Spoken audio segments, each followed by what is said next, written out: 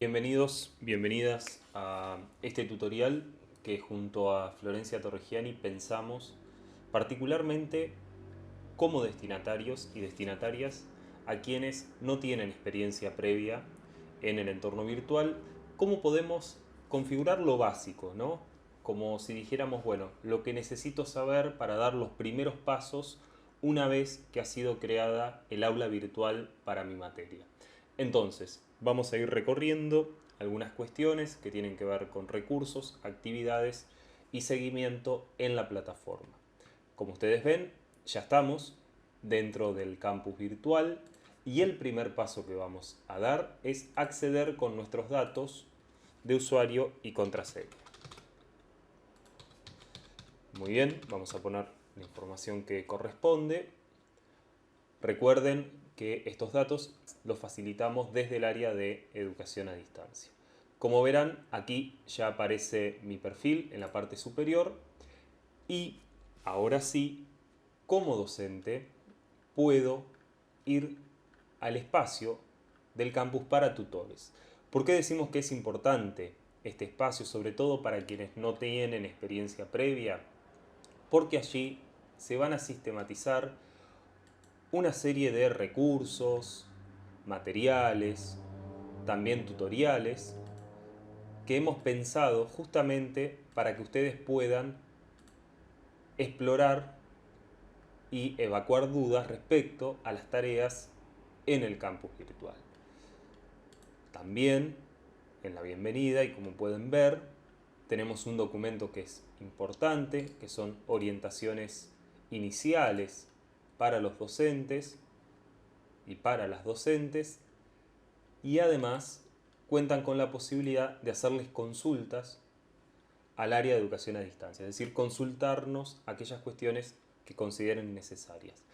¿Cómo inicio una nueva consulta? Añado un nuevo tema de discusión, pongo el asunto, ¿no?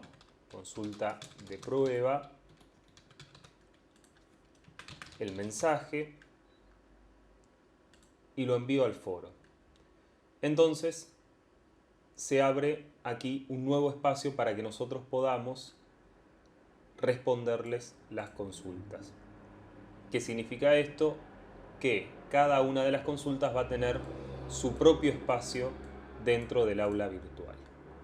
Muy bien, una vez dicho esto, si hacemos clic en el logo volvemos al inicio y ustedes en la sección Mis cursos van a estar matriculados en algún aula que corresponda con sus materias. En este caso yo voy a trabajar con un aula de pruebas que, recuerden, también está disponible para ustedes si quieren ensayar previamente antes de pasar al aula de su materia. Muy bien, primera cuestión importante. Todas las aulas están organizadas en pestañas. Si ustedes ven, voy haciendo clic en información general y hay una base de materiales ya disponibles que podremos, ahora vamos a ver cómo, borrar o editar. De la misma manera, este módulo introductorio y cada una de las clases que se compone por lo que nosotros llamamos etiquetas. Ustedes están viendo acá introducción, recursos, actividades y consultas. La idea es mantener esta estructura en la medida de lo posible para organizar de la mejor manera el recorrido en cada uno de los espacios. Una cuestión importante, ¿qué pasa si yo quiero editar el nombre que aparece en esta pestaña? Bueno, decíamos entonces, primer paso, voy a la rueda que está en la parte superior derecha de la pantalla y pongo activar edición. ¿Por qué decimos que este es un paso importante? Porque ustedes son matriculados en el campus virtual con un rol específico que les permite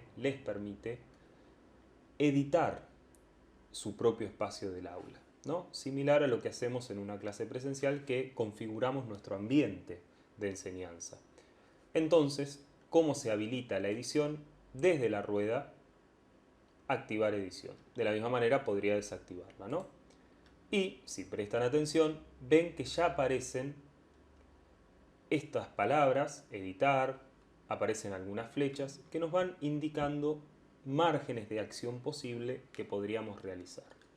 Muy bien, decimos entonces que podemos editar lo que ya viene por defecto a modo de plantilla en cada aula. Entonces, si nosotros quisiéramos editar el título del curso y la bienvenida, simplemente hacemos un clic aquí, editar ajustes y podemos reemplazar cada uno de los textos. Muy sencillo el reemplazo, lo mismo en el título, ¿no? Materia de la facultad, etc. Guardamos los cambios y ahí ustedes ya están viendo cómo se modificó. De la misma manera decimos con estos PDF que hemos puesto a modo de ejemplo. Si quisiéramos reemplazar, editar ajustes, donde aparece el icono del PDF, hacemos un clic, lo podemos borrar, ¿no? Fíjense que es muy intuitivo. Y aquí donde dice agregar, si prestan atención a este icono, vamos a poder seleccionar de nuestra computadora un archivo para subir. Por ejemplo, ¿no? Este archivo. En este caso, un PowerPoint subí yo, pero podría ser otro tipo de archivo, ¿no? Podría haber subido un archivo en PDF. Es indistinto para la plataforma y esto que estamos aprendiendo ahora nos va a acompañar en cada uno de los espacios del entorno virtual. Es decir, vamos a subir siempre de la misma manera los archivos. Aquí aparecen, guardamos cambio y regresamos al curso, ¿no? Entonces fíjense que aquí se modificó. Muy bien. ¿Qué pasa si quiero borrar alguno de estos elementos? ¿Y por qué digo elementos? Porque si ustedes ven, voy a poder editar cada uno de estos componentes del aula de manera separada. Lo puedo mover y al mismo tiempo, si quisiera, lo puedo borrar definitivamente y ya no aparece más. O, otra opción muy interesante, puedo ocultar los elementos. Y automáticamente aparece un cartel que dice no mostrado a los estudiantes. ¿Qué significa esto? Como docentes vamos a poder verlo, pero no así los estudiantes. ¿Para cuándo es útil estos elementos? Bueno, cuando yo voy editando, ¿no?, el aula, tal vez haya elementos, materiales, foros o diferentes actividades que no quiero que estén aún disponibles. Entonces, puedo ocultarlas. De la misma manera, puedo mostrar para que nuevamente los y las estudiantes lo puedan ver. Decíamos entonces, ¿cómo puedo cambiar la información de las pestañas? Voy al primer editar que aparece en la parte superior derecha y hago clic en editar sección. Aquí podría cambiar el nombre. Puede ser unidad, puede ser que ustedes elijan llamarlo clase, puede ser que aparezca aquí el nombre de la semana o los contenidos. Bueno, cada equipo docente define, de acuerdo a criterios pedagógicos, cómo organiza el espacio. Técnicamente, entonces, vamos a editar sección y reemplazamos el nombre. Lo mismo para cada una de las pestañas que tenemos disponibles. Entonces, ¿cómo avanzamos? Bueno, ¿qué pasa si yo quisiera subir un archivo en PDF o en documento de texto, ¿no? Yo voy a borrar todo, vamos a hacer de cuenta que arrancamos de cero. Miren que yo voy borrando. Lo mismo para los foros. Ahora vamos a ver en un ratito cómo trabajamos con esto. Bueno, imaginemos que tenemos nuestra clase número 1, ¿no?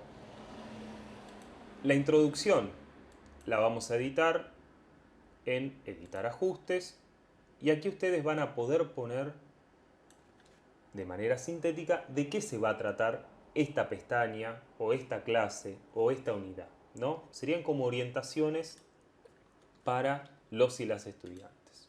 Guardamos cambio una vez que editamos. Si quisiéramos agregar un recurso, como se llama en Moodle, nuestro sistema de gestión de la enseñanza a distancia, si quisiéramos agregar un recurso, vamos a hacer clic en la parte de abajo, añadir una actividad, un recurso, y aquí tenemos diferentes opciones. Como dato interesante, Moodle ya nos explica de qué se tratan cada una de estas opciones. Vamos a cargar entonces un PDF, hice un clic en archivo, imagínense que esta puede ser nuestra clase, pero también puede ser el programa. Puedo o no realizar una descripción y aquí nuevamente, como veíamos hace un ratito, agrego un archivo, lo selecciono de mi computadora. Una vez que aparece aquí, perdón, ahí está. Vamos de vuelta, selecciono el archivo desde mi computadora y pongo subir archivo. Espero un ratito. Si ustedes ven en la parte inferior de esta pantalla se ve el porcentaje de carga. Muy bien, ahí tengo mi archivo subido. Si quiero que se pueda leer desde el aula virtual, desde la plataforma, en apariencia, en vez de poner automático, pongo incrustar. Este es un detalle menor, si se quiere, pero que por ahí les puede resultar útil. Guardamos los cambios y aparece nuestro archivo recién cargado en la parte inferior del aula. ¿Cómo lo subimos? Muy sencillo.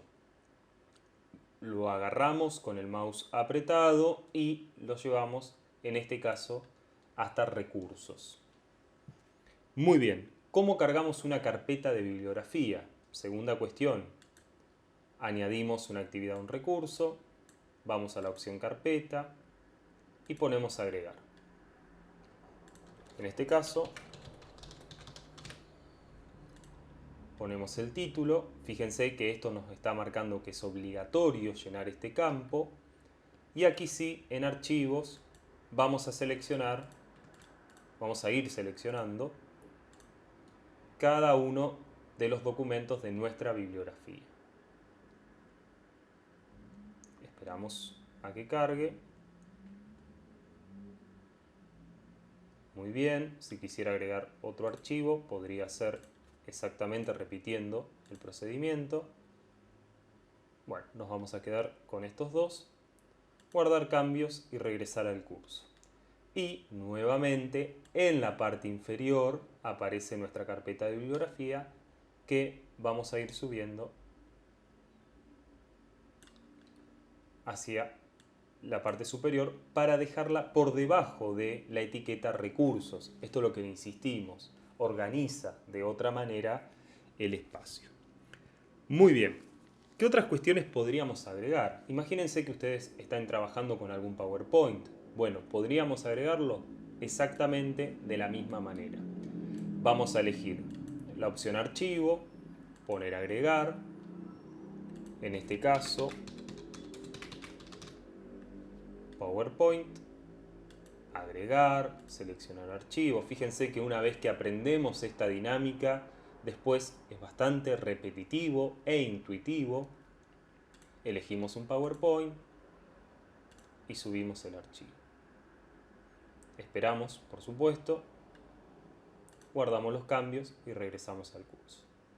Entonces ya va quedando más completa nuestra clase. Por supuesto, si hacemos un clic, esto se descarga automáticamente en nuestra computadora y de aquí lo podríamos abrir.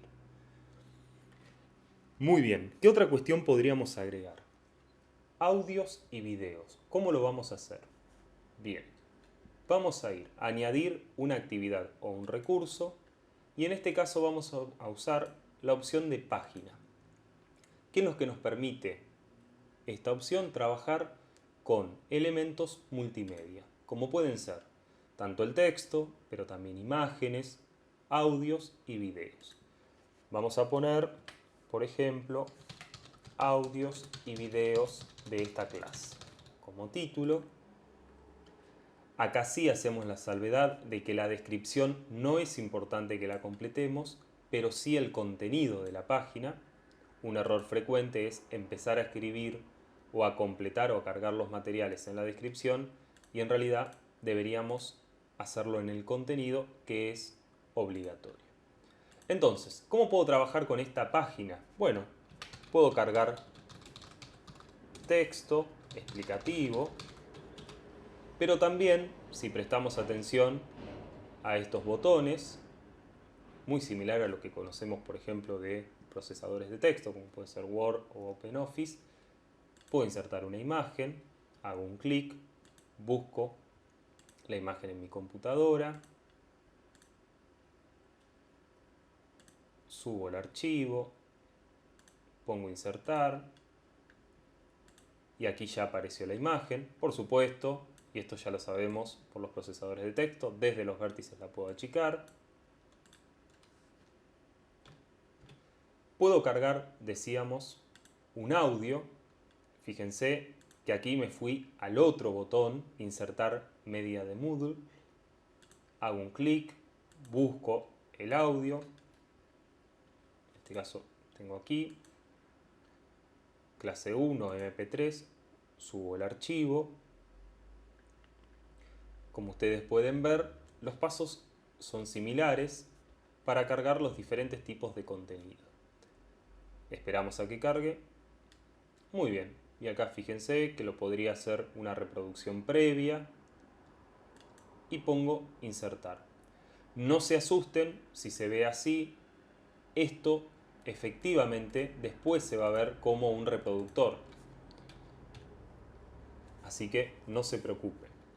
¿Qué pasa si quiero cargar un video de YouTube, material educativo que se encuentre disponible en esta red social? Bueno, muy sencillo.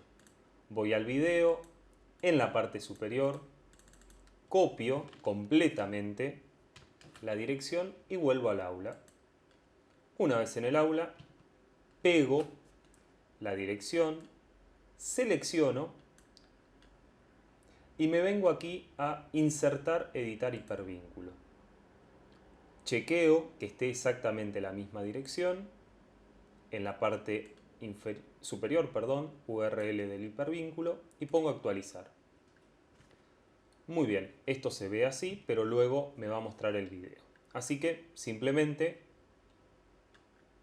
fíjense, cargamos imágenes, audio y video, guardamos los cambios y regresamos al curso. Ahora sí, vamos a ver, el momento de la verdad, cómo nos quedó esta página que hemos creado para subir audios y videos. Muy bien, acá tengo la imagen, el texto, el audio y el video que se puede reproducir desde el aula virtual. ¿Sí? Entonces, en este caso, con el recurso página, resolvemos la carga de este tipo de material. Por supuesto, aquí podríamos llevarlo a nuestra sección recursos. ¿Qué otra cuestión me podría ser de utilidad? Bueno, si quiero agregar algún tipo de texto o imagen en la portada de cada pestaña, recuerden que cuando decimos pestaña estamos hablando de este tipo de organización. En este caso estamos parados en clase 1. Si yo quisiera agregar, por ejemplo, contenido descriptivo, trabajaría con el recurso etiqueta, que es similar a lo que vimos recién con la página. La única diferencia es que el contenido que agregue me lo va a mostrar en la misma portada de la pestaña. Vamos a ponerlo en un ejemplo, ¿no? Fíjense, si yo tengo un video, por ejemplo, de presentación de esa semana, presentación de los contenidos básicos de la clase. Lo agrego a la etiqueta, chequeo que esté perfectamente el hipervínculo, me vengo aquí y guardo los cambios. ¿Ven? El video aparece en la portada. Esa es la principal diferencia, podríamos decir, con el otro recurso que acabamos de ver, que es la página. Muy bien, hasta aquí tenemos las cuestiones centrales respecto de recursos. Vamos a pasar ahora a trabajar con las actividades. Puntualmente vamos a ver dos tipos de actividades. La primera son los foros de intercambio. Vamos nuevamente a la parte inferior derecha de la pantalla, añade una actividad o un recurso y nos quedamos aquí arriba con la opción de foro. Por supuesto, ustedes pueden explorar el resto de actividades que nos plantea la plataforma. Vamos a poner agregar. En el primer recuadro vamos a poner un título, reflexiones, imagínense.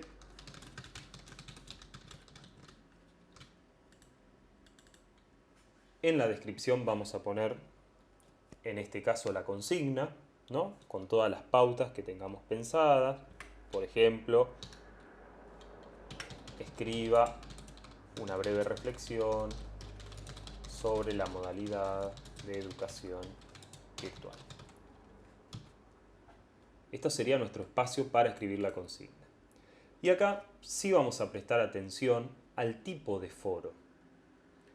Vamos a recomendar dos foros en particular de todas las opciones que ustedes después podrán explorar. Si queremos un debate de preguntas y respuestas y de participación entre estudiantes y docentes, vamos a poner debate sencillo, ¿no? Que es el foro que nos permite justamente que en un mismo hilo pueda darse una conversación. El otro foro que recomendamos, en algunos casos puntuales, es el de cada persona plantea un tema. ¿Qué significa esto? Que cada persona va a abrir un espacio propio, ¿no? Similar a lo que veíamos al comienzo de este video, cuando decíamos, bueno, cada persona plantea su propia consulta en un espacio personalizado. Si queremos que el debate se dé de manera abierta y horizontal, vamos a elegir debate sencillo. Algunas opciones que vamos a poder configurar, si contemplamos que se pueden subir archivos, vamos a subir el límite de carga, ¿no?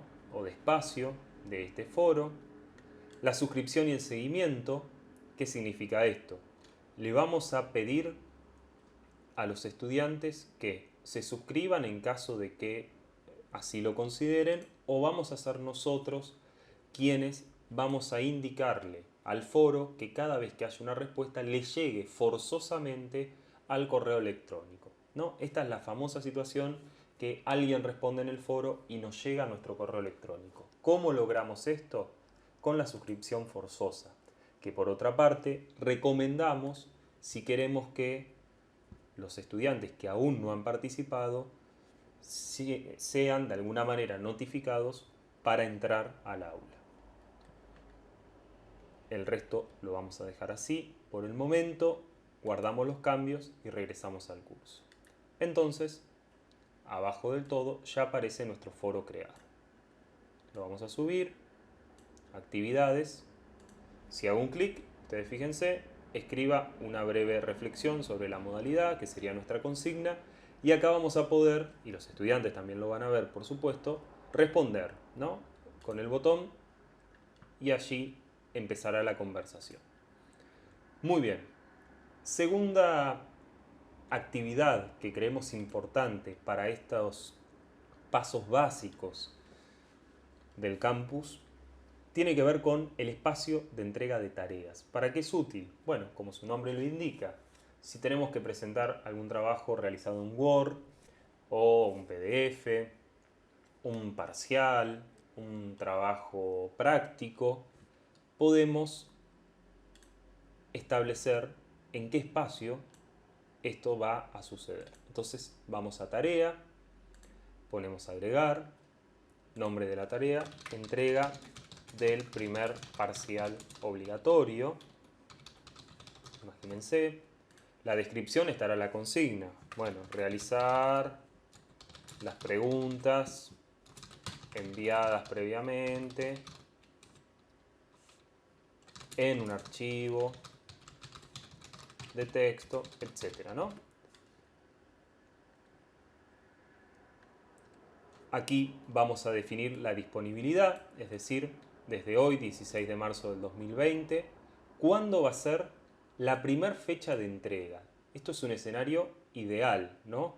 Yo puedo decir, bueno, quiero que para el 23 de marzo los y las estudiantes presenten este trabajo práctico, ¿no? Entonces, fíjense, está habilitado. ¿Qué es la fecha límite? Bueno, cuando digo prefiero idealmente que entreguen el 23 de marzo, pero habilito que alguien pueda presentarlo el 30 de marzo. ¿Qué significa esto? Que la plataforma seguirá recibiendo los trabajos luego del 23 de marzo, pero indicará al docente que el estudiante se retrasó o no cumplió con esta primer fecha ideal. Esto de recordarme y calificar tiene que ver con una cuestión más interna que por lo general deshabilitamos porque no necesitamos que la plataforma nos recuerde que debemos calificar o corregir los trabajos. Pero, por supuesto, es opcional. Muy bien, tipos de entrega. Vamos a aceptar, en este caso, archivos. Esto significa que los estudiantes van a poder enviar, por ejemplo, un documento de texto, o vamos a trabajar con texto en línea en los casos en los que preferimos que no nos manden un archivo, sino que escriban directamente en el aula. Podemos tener habilitadas ambas opciones. Bueno, estas son cuestiones de configuración del tamaño de los archivos. Tipo de retroalimentación es importante que lo tengamos en cuenta. ¿Por qué? Porque en comentarios de retroalimentación nos va a permitir nosotros dejar, cuando califiquemos, un breve comentario respecto de esa producción de los estudiantes. Pero ¿qué pasa si queremos descargar, por ejemplo, en este caso los parciales, corregirlos en nuestra computadora y volver a subir el archivo con los comentarios? Bueno, vamos a tener que activar previamente archivos de retroalimentación. Esta es una opción importante justamente cuando corrijo en la computadora y vuelvo a subir el documento de texto con las correcciones. Si esto no se activa en este momento, luego la plataforma no me lo va a dejar hacer. Todo esto por el momento lo vamos a pasar y vamos a llegar a calificación, en el caso de que ustedes los consideren necesario. Dos maneras, una por puntuación y otra por escala. Por puntuación vamos a definir, por ejemplo, del 1 al 10, o por escala directamente si está aprobado o desaprobado. Lo único que nos va a permitir la plataforma es indicar esto. Muy bien. Guardamos los cambios y ya está nuestro espacio de tarea creado. Si hago clic, ustedes van a ver que acá me va a permitir calificar aquellas entregas que vayan realizando los y las estudiantes. ¿Qué cuestiones nos quedan para el final de este video? El seguimiento de la participación de los estudiantes. Que vamos a trabajarlo desde, nuevamente, la rueda superior derecha. En la opción Aún más, vamos a poder ver a los usuarios, haciendo clic en usuarios, y sus participaciones en el aula. ¿Cómo vamos a hacer esto? Bueno, hacemos un clic en usuarios, usuarios matriculados. Y aquí ustedes fíjense que para esta aula, un aula de pruebas, tenemos gente matriculada que son docentes. Van a poder ver cuándo fue el último acceso al curso, es decir, la última vez que se conectó.